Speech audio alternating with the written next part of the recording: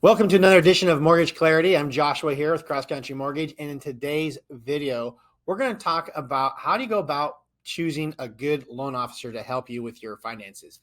This is a pretty big decision. I mean, we're talking about big numbers here, a lot of confusion, and it's not a super simple process. So having somebody represent you is really important for both purchases and refinance.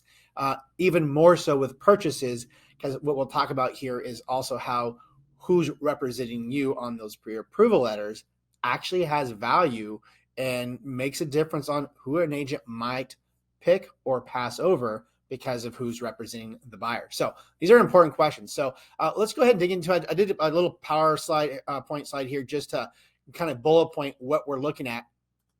And so we'll go ahead and get started on this one. So one of the first things here, of course, I would say is the reputation of not just the loan officer, but of the mortgage company as well. You really kind of want both of these because they're working together. You might have a fantastic loan officer for lots of reasons, but if they have poor underwriting, if their company is backlogged to where it's going to take a long time to get loans through the process, that can be an issue and something that costs you, and it's really not something the loan officer can do much about. So you do want to look at the reputation of both companies because a great loan officer with a bad company isn't going to do well. A great company with a bad loan officer also is not going to do well. So where do you find reputations? Well, this is where talking to maybe some people who recently had transactions with the company and or loan officer would be good.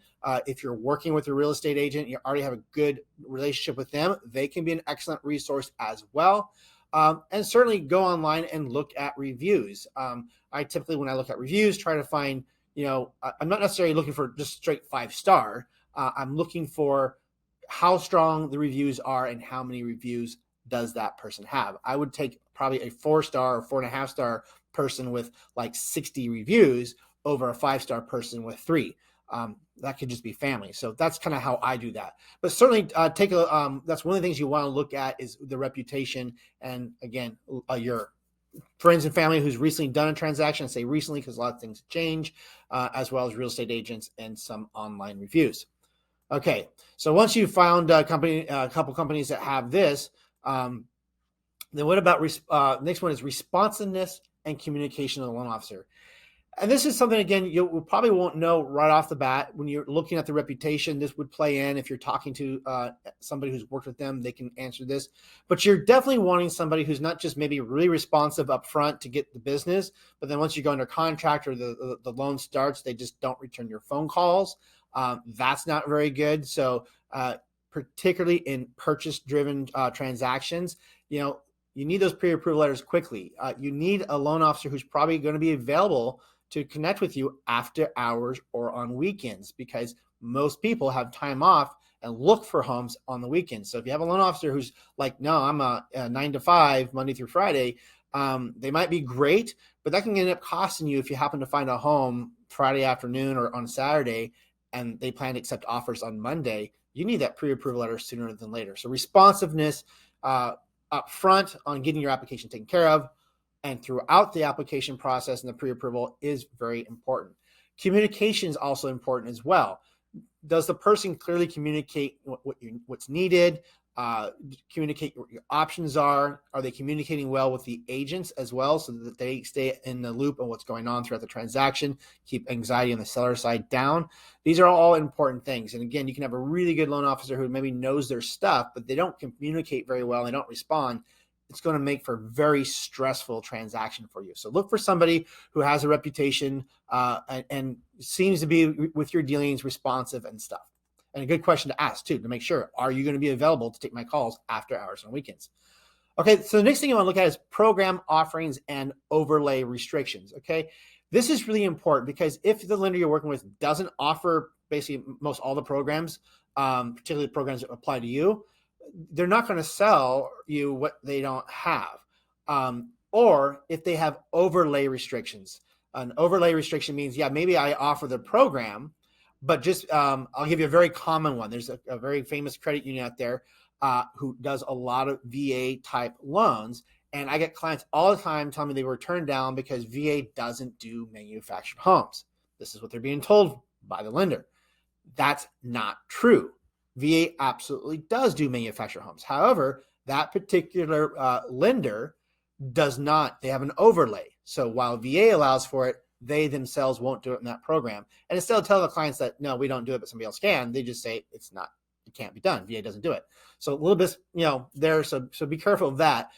So again, do they have all the different programs? FHA, VA, USDA, Fannie Mae, and Freddie Mac. Some offer one or the other, but not both. And for some borrowers, there's a difference on how they look at things that can make a difference on how much you qualify for or not. So make sure they have a very wide range of program offerings for you, and that they don't have a lot of overlays. So this is something you could ask them for. But again, it's a little bit difficult, but these are great questions to ask. Do you guys have a lot of restrictions above and beyond what the program allows or not? And then are there any programs that you don't offer that I should know about? So those would be kind of questions you would want to ask as well. All right. So if they have programs, the next thing is the loan officer's ability to clearly show you your options and the pros and cons of each. So for a lot of borrowers, there's a lot of options to go. They could go FHA or conventional, or maybe even USDA and VA. They might have all four options open to them. Or whatever option they're looking at, what's your rate options? Some loan officers just kind of like throw you out in a rate or a program, and you just assume it's the best, but is it? So this means the loan officer should hopefully be having a great conversation with you and finding out what your long-term and short-term plans are, and how those different things would impact. Again, so many people get so focused on interest rate, particularly those who that's all they had to sell, because their platform is that they're just an online. They don't really, they're not referral based. So the only way to get the lead is to create lots of advertising and things come in. So they focus in on rate, but what people don't realize is so many people end up overpaying for that lower rate. And what you really want to look into is what's the net cost of holding this loan over my time frame. Right now, this is in 2023. I fully expect that we're going to start to see interest rates come off their recent highs and trend back down a bit.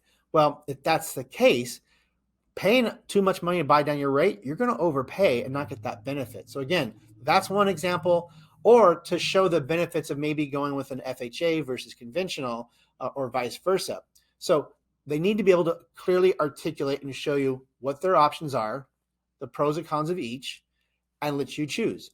For some clients, even though I think the best net lowest cost of them might be this option, they personally are so concerned with payment that they are willing to go ahead and take that chance and pay it. And that's fine, as long as they understand the options are. So that's the important one, to show that. If they just throw you in a rate in a program and didn't feel like you really had a conversation, I would be leery of that, because again, too many people end up getting, I think, overpaying for their mortgage because they got put into the wrong program, got put into the wrong type of mortgage insurance structure, got put into the wrong interest rate. Rates and closing. So now, why did I put rate and closing costs so down low? Why is this not the first thing? Well, because while I know everybody wants the lowest cost loan, look, I work hard for my money too, and I want to save. But again, when you start to focus strictly on rate and cost when choosing your lender at the expense of these other items we've talked about, you sometimes end up getting what you paid for. Again, you don't know how much it cost you. If you went with a lender that has a real bad reputation, how much more did you have to offer on that price to get that seller to take your offer over maybe another offer that was a little bit lower, but had a lender with a great reputation? You don't know what that cost is. Also, what's the cost if you get into a real low, cheap lender, but then instead of closing on time, they drag it out and you end up either losing the deal, or you go through a ton of stress because you were hoping to close in 30 days. And for whatever reason, it's 45 days and counting, and they keep making promises and stuff. Again, this all goes back in reputation. It's not going to be worth it if you end up having delays, or if you lose out on your home because during that time, better offer came in and they bump you out. So while the interest rate and the closing costs are important, it's not the number one thing. You get what you pay for. And again, typically when you pay for the cheapest things, sometimes it works. Sometimes you end up paying more in the long run. So that's why I put it down lower. Now, the reason I put these together as well is you can't look at just at rate. It's the rate with the closing cost combination. And that can be a little bit confusing, because you might see one lender who has, let's say you're looking at the same rate for both, and one lender has no underwriting fees, no processing fees. So it says, we have no fees, zero. And the other lender maybe has a fee, say of $1,500. Well, then you look at the rate, and the one lender that has the fees of $1,500 has no cost for that rate, whereas the lender who has no fees for themselves, that rate has a cost of $1,500. In the end, it's the same for you, the consumer. It's just how they're packaging it. So that's one of the reasons why, again, understanding the relationship between rates and closing costs is important. And then to know also that the lowest rate and closing costs doesn't mean you're getting the best deal. So be prepared for that. All right. So last but not least, I would say post-close relationship.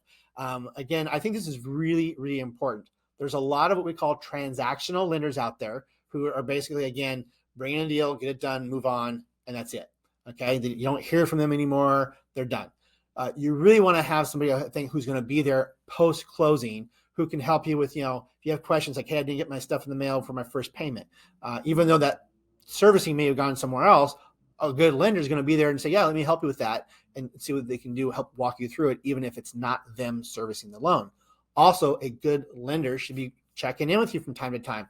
Rates change. And again, the idea is to have a lender who's going to help you manage that debt, not just get the debt, but help you manage that debt over time. So when opportunities come to be able to do a refinance, are they going to be there to let you know, hey, I think this is a good opportunity, and again, articulate what those pros and cons are.